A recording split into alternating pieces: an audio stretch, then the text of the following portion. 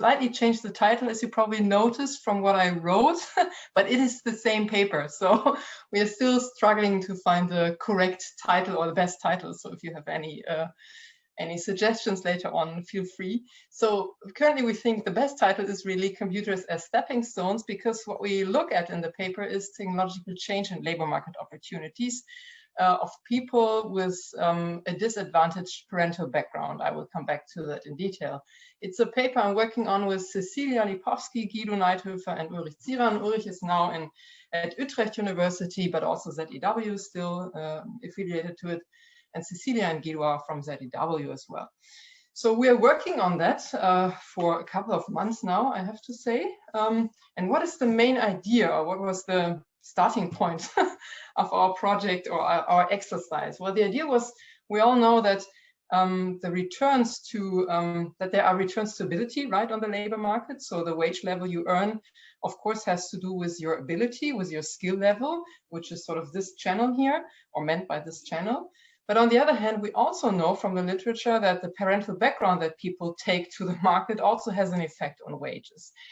Also conditional on ability. So even for people with the same ability or the same skill level, you find a disadvantage of having a parental background in terms of parents that lack education or do not have a graduate degree, for instance. So what I call disadvantaged parental background. And if you look at the literature, the residual wage penalty, so the wage penalty that people from such a background have compared to people who come from a not disadvantaged background, and they have the same skill level, so conditional skill level, actually has been shown to be between 5 to 25%. So sometimes even up to 25%, which is really, I think, quite a bit for a residual wage difference. Given that all individuals are high skilled, for instance. And there are a couple of papers who show that in different countries, for instance, or for different types of occupations. And reasons for that, there are several reasons that are put forward for why this is actually the case. The one reason is that there might be something like nepotism. So people just benefiting from the network that parents have, from the knowledge that that their parents also have in terms of knowing the right persons, knowing something specific about occupations, for instance, and then helping their offspring to also have good careers in that direction, the same direction. And then there's also what has been termed the sense of class membership. So depending on sort of the class where I'm from, I have a different behavioral code, and these behavioral codes may be important for career advancement and things like that. So all that taken together has been considered to be the reason underlying this wage penalty that has been found. Yeah. And so why do we think that technological change might be a game changer in a sense in terms of these disadvantages? So the main idea is that when technology comes in, the returns to these two types of, well, ability and parental background might actually shift. So the idea is that if you have the adoption of new technologies in an occupation, for instance, that this results in an increasing return to individual abilities. So your own abilities, your ability to deal with this new technology, for instance, becomes more important, whereas all that you gain from your parental background in terms of parent-specific knowledge of occupations and networks, etc., they actually get sort of out-fashioned and are relatively less important. So with an increasing diffusion of technology, there might be a shift from the returns to ability, from the returns to parental background to returns to individual ability, right? And if that is the case, then people that have a disadvantaged parental background might actually gain in terms of having better labor market opportunities.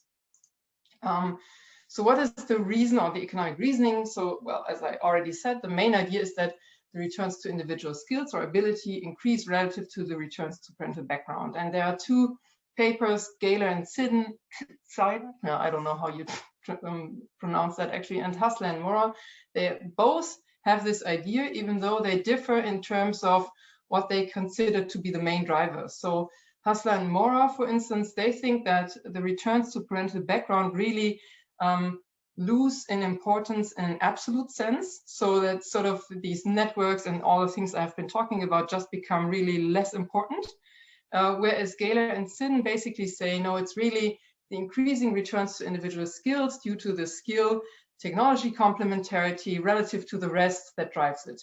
But it doesn't really matter whether you think it's the one or the other, because both means both both theoretical frameworks result in the same idea, namely that the returns to individual skill increase relative to the returns to parental background, right? And if that is the case, and you consider technological change mainly as a demand shock, which we do, I will come back to that later on when I talk about all the identification threads. But let's assume for now technological change is a demand shock, and technological change also increases the returns to individual skill relative to returns to parental background. We would actually assume we would actually have two expectations or two hypotheses. The one would be that there should be increased employment opportunities for high-skilled workers with low-educated parents, so from a disadvantaged parental background. In that case, well, if that's true, the employment opportunities, we would see an increasing share of these types of workers in a particular occupation. So in occupations where we have a lot of new technologies, a lot of technology adoption, we would think that the share of high-skilled workers with such a disadvantaged background actually increase. So there are more and more people with a disadvantaged background sorting into these kinds of occupations. This would be the one hypothesis that we have. And the other hypothesis would be referring to the wage penalty that I started off with, is that it also produces wage opportunities in the sense that the wage of high-skilled workers with such a disadvantaged background, so with low-educated parents, compared to workers with high-educated parents, actually increase. So the wage gap, this wage penalty, should decline, and maybe they even catch up. We will see. So this is sort of, or this was our starting point. And of course, it always makes sense to look at some motivating graph first. So what we have here is two things. On the right y-axis, we have the wage differential.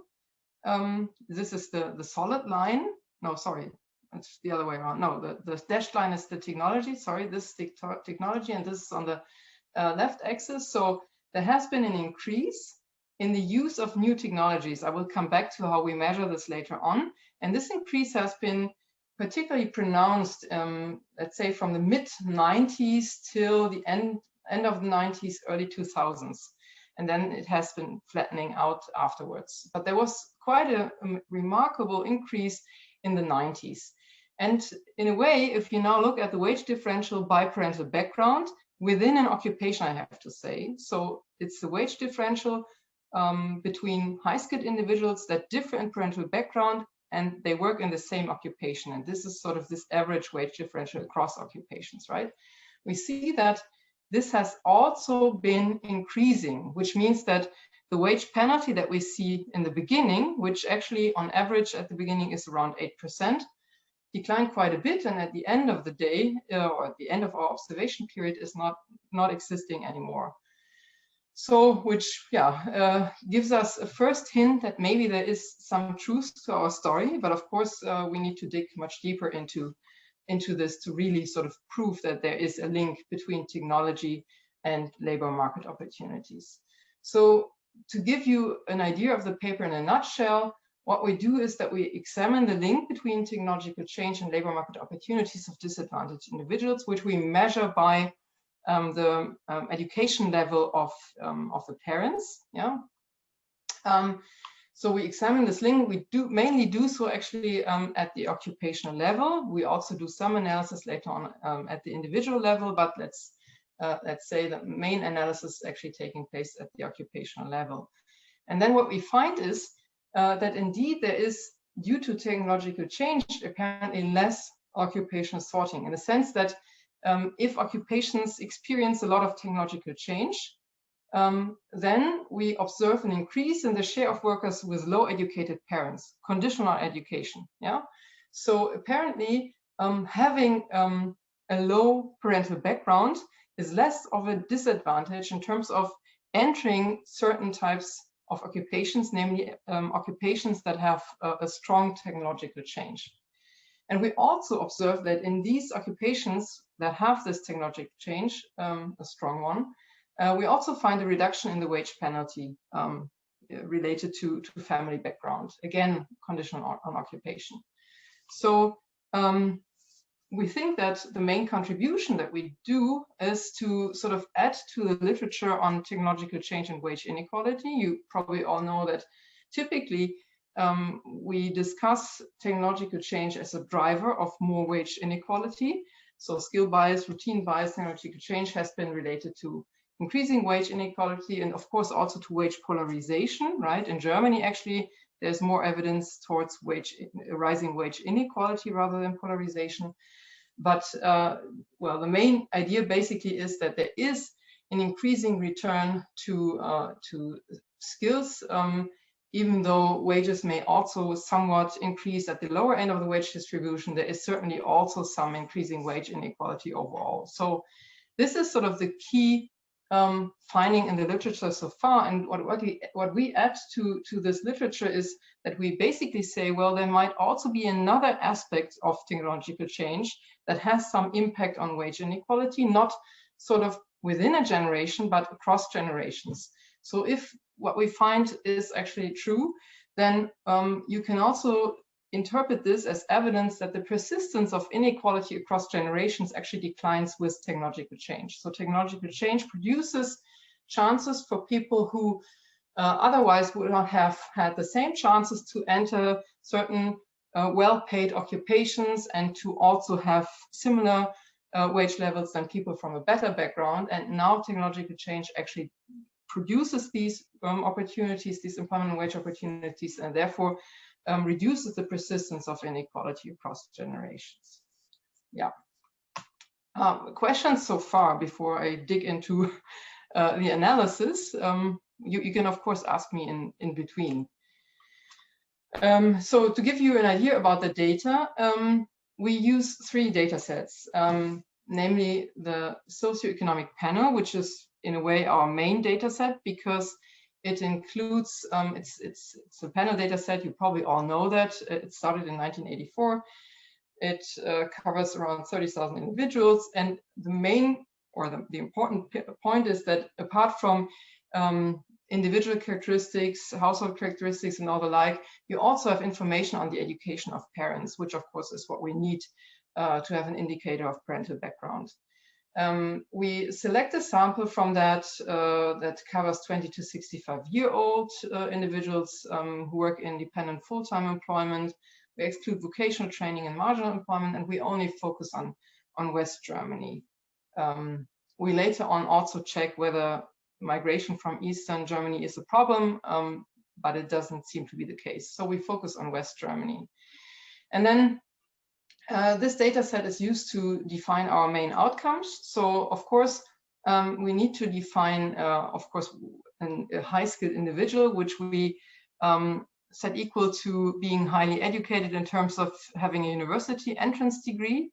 So which means ABI. I don't know if you're familiar with the German terminology. So people who have an ABI are already called high-skilled.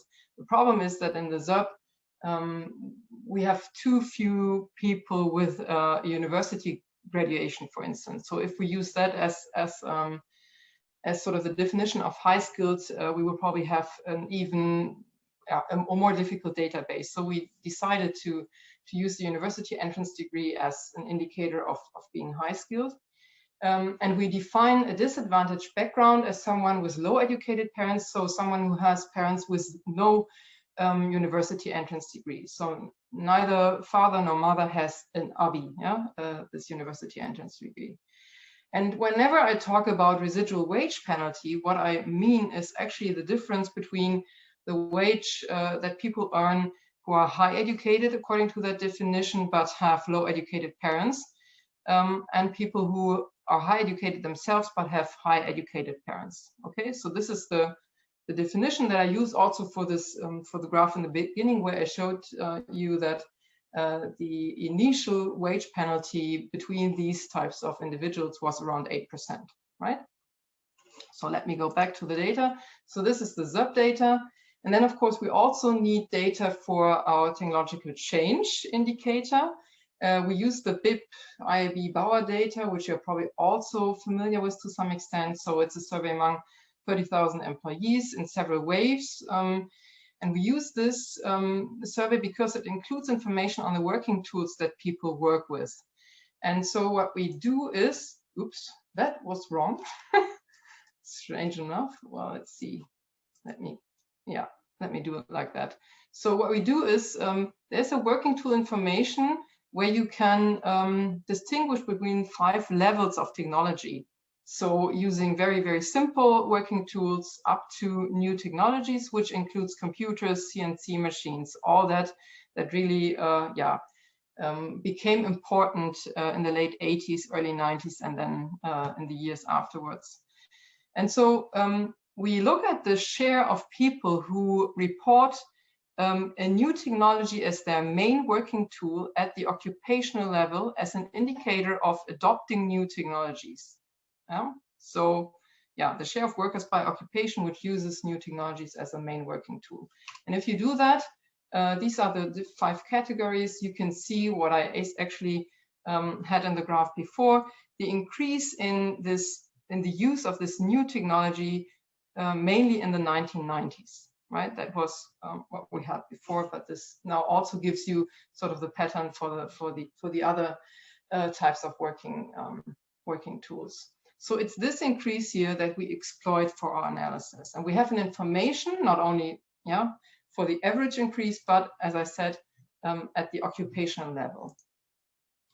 So, and lastly, we have information from the sample of integrated labor market biographies, the ZUB, to get some control characteristics at the occupational level. So we can get information on workforce composition, the median wage level, for instance, the employment share working in a particular occupation, all that, which we later on need as controls. And we merge all that at the occupation year level, at the 2-digit classification, occupational classification.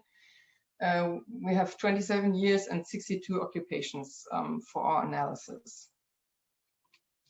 So to give you a first descriptive evidence, on the left side, what you see is actually, well, on the x-axis, you always have the change in technology adoption at the occupational level. And this is now actually measured between 1986 and 2003. So for the sub-period where we have the strongest change.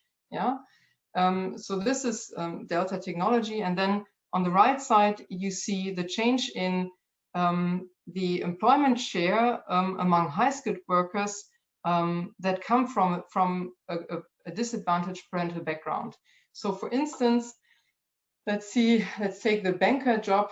There has been quite some change in terms of technology, and there has also been an increasing share of high-skilled workers coming from a low parental background in that occupation. Right? So there is a positive, as we hypothesized, a positive link between this. And the same also holds for the link between technology and the wage differential by parental background. There's also this positive link. So in occupations where we have this technological change or a strong technological change, there is an increase in this wage differential, meaning that the wage penalty is reduced. Okay, so how do we go about then estimating the relationship? We decided to actually use stack differences. The idea is that, well, these processes that we have been talking about probably do not necessarily occur immediately, right? There might be some lag until these things show up in our outcomes, for instance. And for that reason, we decided, at least as our main analysis, not to use a yearly panel. Well, we later on do that as well, but our main analysis actually uses 4 time periods of 6 to 7 years, where we always compare sort of what happens, the change in these periods, and then we stack all these 4 periods to get this equation here. So we regress the change in technology in these 4 subperiods on the changes of our outcome variables that I explained to you before. So the employment share and the wage differential by parental background. And then we have a number of controls, namely, as I mentioned before, something on the workforce composition at the occupational level. We also control for median wage. We control for the initial employment share. This is all measured, I have to say, at the beginning of the period. Yeah, so it's always the starting condition for each of the periods when we measure these controls. This is important, we think, to have these controls because, of course, there may be some compositional changes that we want to take care of and that should not confound our estimates, right? I will come back to more identification threads later on, but this is sort of our simple start, let's say. And then, of course, we also have time dummies in addition, right? And we weight all that also, I have to mention, by the initial employment share. So occupations that are more important in terms of having a large share of overall employment, they get a higher weight in our estimation. But we actually did this also without weights, and the results are robust to that. And then alternatively, we also try using a yearly panel. In that case, we actually lag technology by 3 years. And again, it's relatively robust to whether we use 2, 3, or 4 legs, but apparently having some leg makes sense. So it doesn't make much sense to, or it doesn't work out that well if you do not lag it at all. So we decided to go for a 3-year lag here. And again, we have the control variables, and in that case, we also have fixed effects for occupations and, of course, time dummies included. So let me give you the stack differences first. On the left side, we have the share of low-educated parents in an occupation. And we can see here what effect the technology adoption at the occupation level has on this outcome. So what we find is that, well, if you do that overall, so we do not look at the subsample of high-skilled individuals, but at all individuals, we do not find something significant. But if we look at high-skilled individuals, which of course is our main focus, right, we do find a positive effect of 0.45. So in fact, the share of low-educated parents among the high-skilled in a particular occupation actually increased if the occupation experienced a lot of technological change, so adopting more of these new technologies at the same time. When we look at the subperiods, as I said, we use 4 periods for the stack difference, and we can also look at sort of what subperiod drives our result. It seems to be the period between 1992 and 1998, which was also the period when we had the strongest increase in technological change. So apparently it's these middle years that drive this outcome. Yeah. When we look at the wage differential by parental background, what do we find? Well, again, if we look at all individuals, so irrespective of whether high-skilled or less high-skilled, there is nothing significant. But if we look at the wage differential among high-skilled individuals, we do at least find something significant, again, for the period 1992 to 1998, even though the overall effect here in that case is not significant.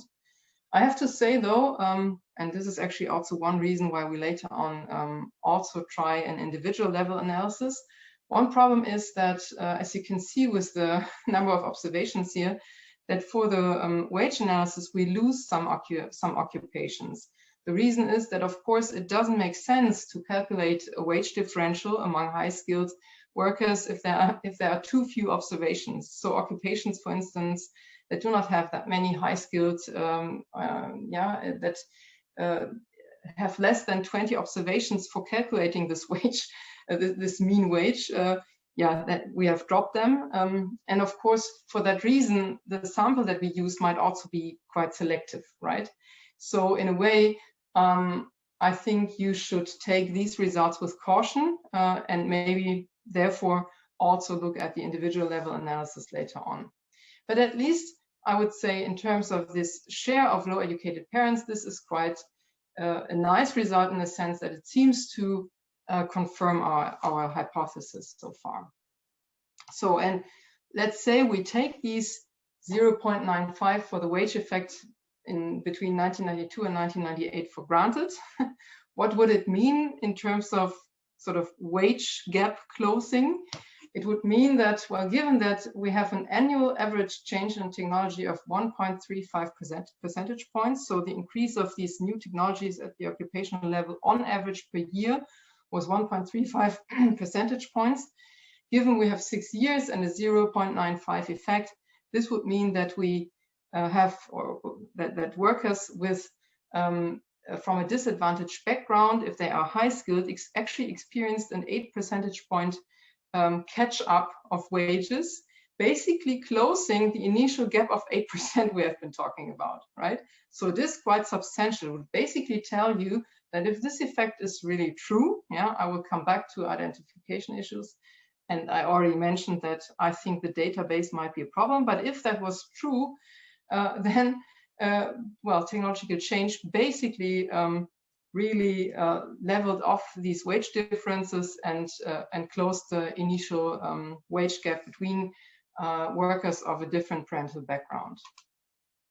So alternatively, I will also briefly give you the results from the occupation fixed effect model. So now using the yearly panel, right? Same outcomes as before, and we still find the positive significant effect for the share of low educated parents at the occupational level. So again, a higher adoption rate of technology increases the share of low educated parents among high skills in these occupations, but the effect is a little bit smaller than we had before, mainly or probably due to the fact that we now measure yearly changes, right? And if we look at the wage results, well, we do not find much, right? It's positive here for high-skilled individuals again, but it's insignificant, yeah. However, if we look at yearly effects, so we interact our technology term here with years, we can also look at the year effects of technological change. And what we find is that in terms of employment changes, we have quite many years actually in the 90s, especially also here, let's say 1997 and the 5-6 years following 1997, where we have really significantly positive effects. For the wage effect, we only have significant effects in the mid-90s, but well, starting in 1999, there is nothing, well, maybe here a little bit, but not really much significance anymore. Which could also mean that, there has already been this catching up of wages such that there is no further need, right, for catching up. We're not yet sure, but at least the insignificant result here seems to mask at least some significant increases in wages for workers from a low parental background in the mid-1990s. Yeah, so also using the occupational fixed effects approach seems to catch up something significant here. So, of course, I already said there may be a number of problems related to our analysis. So let's dig a little bit deeper into these. Of course, first of all, we ran a number of typical robustness checks, let's say, right? So we excluded or included outliers, which doesn't make a difference. We also played around with using or not using the weights, which was fine, so it didn't really drive the results. The age restriction was changed, but didn't matter. We also changed the definition of the time periods for the stack differences approach, which still provided robust results. And we also, as I said, played around a little bit with the legs of technology, but the main results are robust to changing this leg a little bit. back or yeah, in both directions.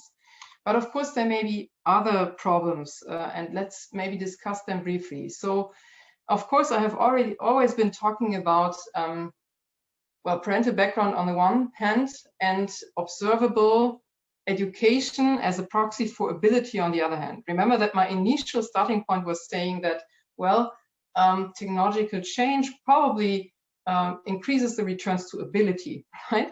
And we proxy ability with education. But of course, this is only one component of ability, right? There may be unobservable abilities, for instance. So what actually happens when we consider unobservable skills as well? We think that there are good arguments that if the fact that we do not take account of unobserved skills actually means that what we capture is the lower bound of the true effect.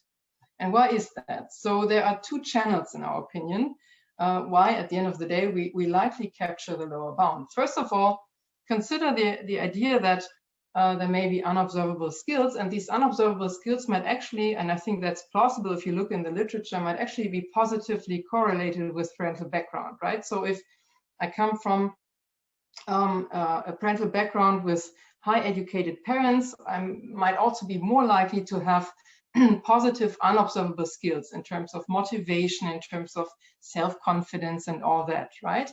And if at the same time, which is also likely if you look into the literature, there's not only an increasing return to observable skills with technological change, but also to unobservable skills, right? There is this whole debate whether technological change, for instance, also increases the returns to personality traits, right? So that it really matters not only what you are able to do in terms of cognitive abilities, but also these non-cognitive abilities, right? So, and if technological change increases the returns to both what we observe and what may be unobservable, then this, of course, would actually work in the opposite direction, right? Because at the same time, we think it's very likely that parental background is positively related to unobservable skills. So in a sense, it is those who come from a high parental background that would benefit from this channel, right? Working in the opposite direction. So if we still find something, then this is likely a lower bound. And then there's also another argument that might, why we might actually capture a lower bound. So of course, another issue might be that we look at the employment share, for instance, across time, right? And of course, the people selecting into a certain occupation may have changed in terms of the composition regarding unobservable skills, right? So if more and more people actually enter an occupation, the marginal person entering the occupation should be less skilled in terms of unobservables, right? So, and if we observe more and more people from a low parental background now entering these high-tech occupations, then maybe we have a negative selection of them, right? But if we do, then again, this would work counter our wage effect. And so if we find some positive wage effect for these individuals relative to the other group, this, in our opinion, also supports the idea that we measure a lower bound of the true impact. Yeah, and actually for both of these channels, we have some evidence. So let me give you maybe, do I have the time? Yeah, maybe very, very briefly. What we actually checked is whether there's a difference in the impact of technological change for people who are working quite a bit with interactive tasks, compared to people who are working intensively in analytic tasks. And we think that interactive tasks rather are important, or that non-cognitive skills are more important for interactive tasks and cognitive skills are more important for analytic tasks. And what we actually find is really these opposing effects, exactly what we would consider in that case, right? So that's quite interesting. And also for the negative selection, what we did, we calculated, or we run wage regressions and calculated the fixed effects at the individual level. And what we find is, so this is the difference in individual fixed effects between individuals with low and high educated parents. And what you find is that this year decreases in high-tech occupations relative to low-tech occupations. So indeed, the people selecting into these occupations have become less skilled in terms of unobservable skills. Yeah. But all these mechanisms would, in our opinion, result in a lower bound effect for us. So it's not really a problem. But of course, well, given the time, maybe I just simply summarize this quickly. So of course, there may be other threats as well. So for instance, our starting point was that we consider all this to be a demand-driven story, but of course there could be a supply shock, right? Which is part of the reason why we take care of workforce composition and the like in our regression, but nevertheless, there could be a supply shock. And if there's a supply shock, then, well, what we would expect is that if there is such an influx of able individuals, the relative wage of able workers should actually go down, yeah? But then we would expect wage and employment effects to mainly go in a different direction, right? And what we find is wage and employment effects that go in the same direction. So it does not seem to be that likely that what we find is mainly driven by a supply effect, even though, of course, we cannot completely rule out that there are also supply effects biasing to some extent our results. Yeah, and this is actually why we also looked at IV results. So this is again, this is the stacked. Yeah, this is the stack difference result. So this is the 0.45 that we had before for our main result, if you remember. And we now have different IV versions. We actually instrument this technological change at the occupational level with the initial task structure of the occupation interacted with either just a linear time trend or with the trend of this particular occupation at the aggregate level, right? Sort of using the initial task structure and the overall development of analytic, interactive tasks and so on to sort of project what would likely happen in an occupation and to use this as an IV for technological change. Actually, the first stages work out pretty well. And what we find is that, well, all in all, the IV results seem to support our findings. So some are significant, some are not. But I think, well, if you take all these point estimates together, they seem to confirm our previous results.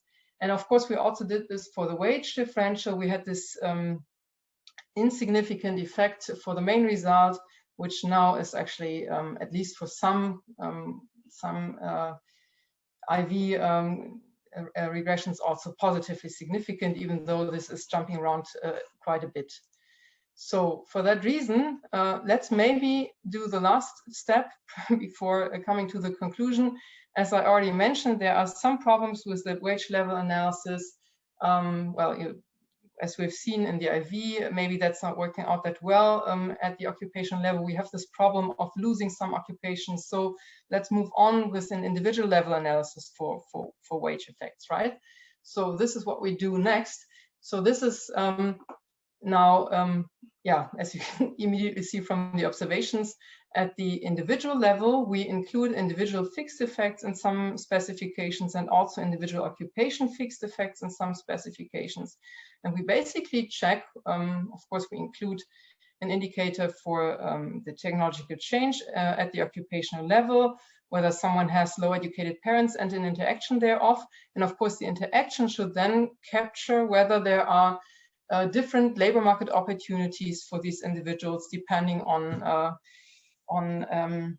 the technology level of the occupation. And what we find is in the results where we do not use any instruments, we find also some positive effect on the wage return here.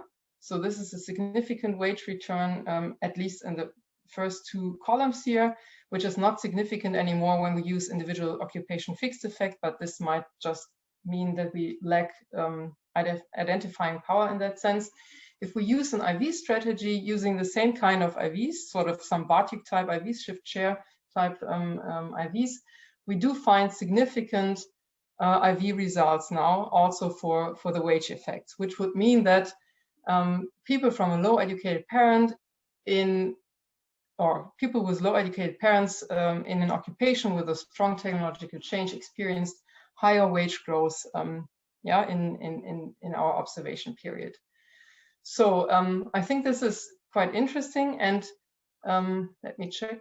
Yeah, I think this is quite interesting, but of course, one final step would be to better understand what actually drives this result, right? So in terms of understanding whether this is really this positive effect that we find, is this something that people benefit from when entering an occupation, for instance, or is it something that has to do with differences that that take place when people really have longer occupational experiences? So with tenure, is this does this effect depend on the tenure that you have in an occupation or not? Because this might actually tell us something about whether it is the relative importance of individual ability or the decreasing importance of parental background, right? That might actually play a role.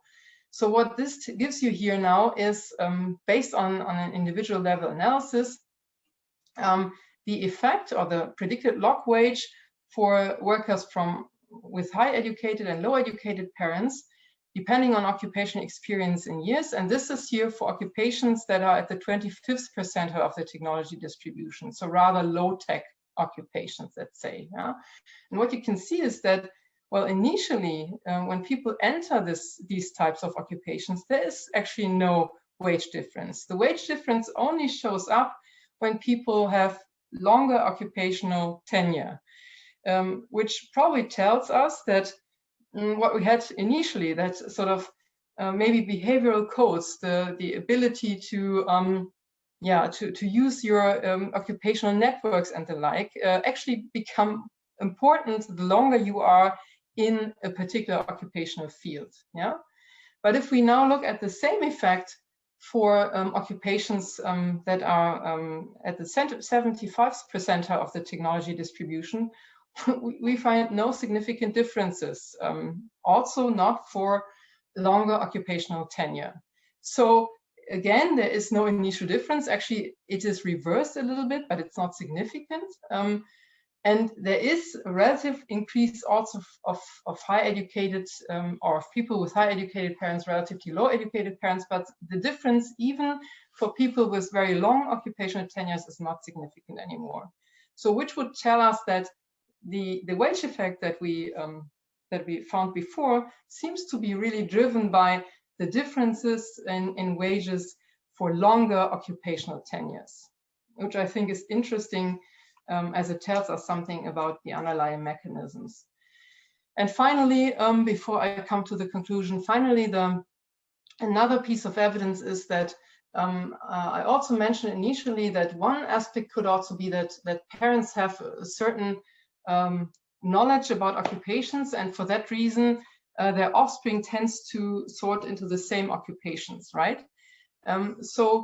If parental-specific knowledge and networks become less important, you would think that the share of people who actually enter the same kind of occupation than their parents should actually also decline, right? Or put differently, the share working in a different occupation, so this is defined the other way around, so the share working in a different occupation than their parent should actually increase. And this is what we find. So this is the share here, the solid line gives you the share that is working in a different occupation, and this has been increasing, especially in the mid-90s, from, well, a level of, let's say, 65% to now a level of a little more than 80%. Again, quite parallel to the change in technology used at the occupational level.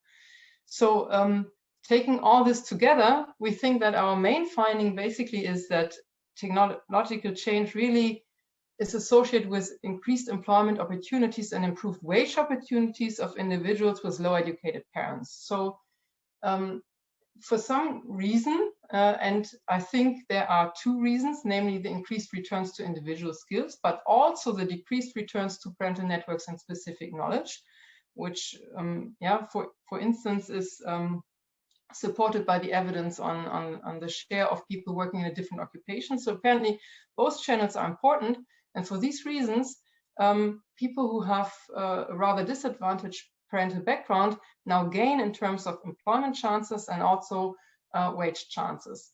And this, well, maybe as a main takeaway, actually means that technological change, if there is a skill, a skill complementarity in the sense that technology really raises the return to ability, this of course means that wage inequality should actually rise within generations, but on the other hand, it creates opportunities, and for that reason actually reduces the persistence of inequality across generations, right? And this would really be some aspect of technological change that has not been looked at before, and I think for that reason, this is really a main takeaway and contribution of the paper. So thanks for up until here, and I'm happy to take questions and remarks. Thank you.